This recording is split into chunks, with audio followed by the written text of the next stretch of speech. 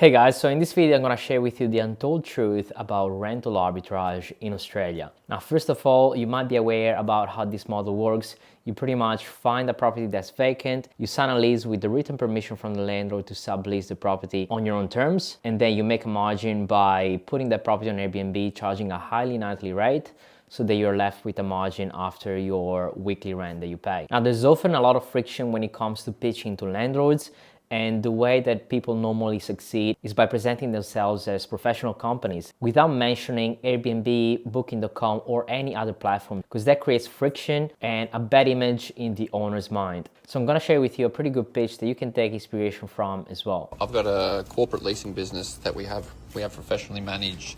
We've got some in Brisbane, some in CBD, some in your surrounding area as well.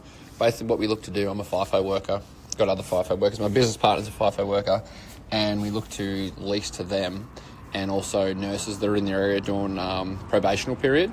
Basically, you'd get paid weekly rent for 12 months. We do look for 3 to 5 years, but I know people like to suck and see first for the first 12 months to see how it goes. And then after that, we're looking for the long term, 3 to 5 years. Now, where are you gonna find suitable properties? Now, suitable properties are all about location. You gotta find locations that are in high demand within a certain radius of key infrastructures like theme parks, popular beaches, etc. And you can use websites like realestate.com, flatmates.com, as well as Facebook Marketplace to find suitable properties. Now, Facebook Marketplace and flatmates.com is where you're gonna find properties that are often advertised directly by the owner, so you have a bit more leverage to negotiate with them directly. Now, the next step is for you to figure out if the investment is going to be feasible. So you need to do some market research by using softwares like AirDNA. On AirDNA, you can simply type in the address, the expected revenue, and then you have to figure out the expected ongoing cost, cleaning, utilities, internet, maintenance, as well as rent. Certain properties will come furnished, while most of them will come unfurnished. Furnished properties will save on the initial investment. However, you want to ensure that the furniture quality is really high, especially when it comes to mattresses and beds. So a bit of money needs to be invested in the beginning. So you're gonna find furniture on Kmart, Facebook Marketplace, IKEA. Cheap and nice things is what you want, except for the mattresses and the beds, of course. Now let's move on to the 3 things that nobody talks about in today's market. The first thing is, does this model work in every single city in Australia? The answer is not as well. Now, the best city in Australia for this model is Melbourne.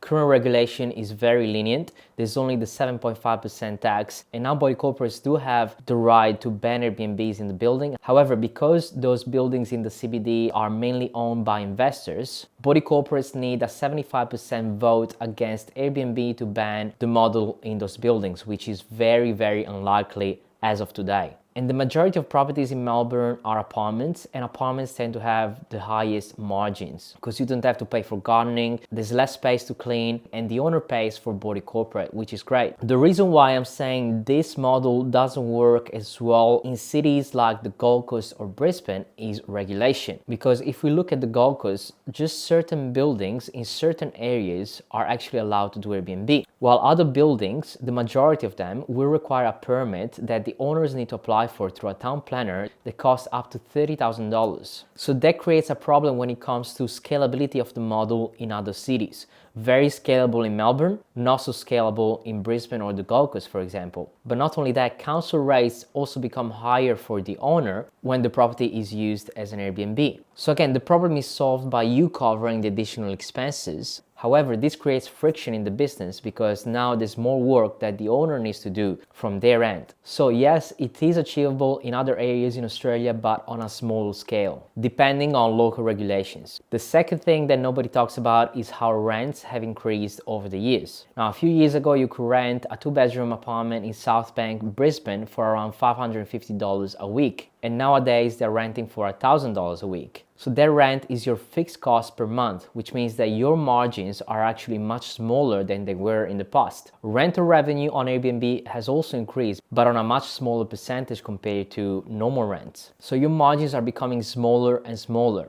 And I know quite a few people that have been affected by the rent increases of this model. However, the new way of keep making good margins with this model is by hiring in-house cleaners, which means that instead of relying on external companies, you actually start your own little cleaning company. You hire privates so that you can actually decrease your expenses. Now, the problem with this is the fact that this business model becomes a lot more active in a way in the beginning, before you create systems and automation and before you hire people.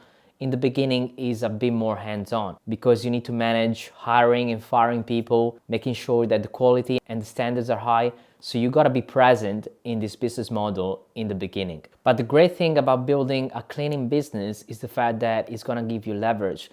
Leverage in managing other people's properties, moving towards other business models like co-hosting and management, making a cut on the cleaning as well, and building a sellable business. And lastly, the other thing to consider is the fact that going all in on this model will not build a lot of equity as opposed to owning a place, because owning a place will also increase the value of the property over time, and it's gonna give you a lot of options. It's something that you can have forever. You can rent it out long term. You can use the additional equity to buy more properties. And nowadays, with government schemes, you could own with as little as a $50,000 house deposit. Now, this might sound like a lot, but if you're comparing it to the amount of money that you're gonna put down for furniture for, let's assume, 5 or 6 properties, that's pretty much the same amount of money that will hold its value instead of depreciating like furniture. Now, based on all these implications, I'm always open-minded and happy to be proven wrong by people that are not experiencing the same problems and the same issues with this model. So I'm more than happy to be proven wrong if you have more facts to present to me.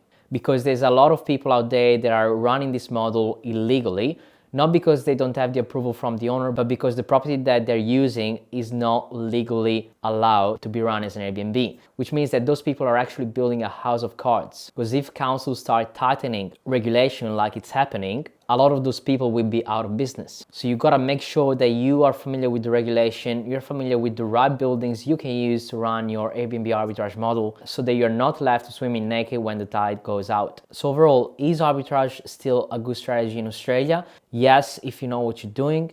Yes, if you're targeting the right locations, and yes, if you're aware of these implications. So to learn more, follow me on Instagram, subscribe, and drop a comment if you have any questions. Bye.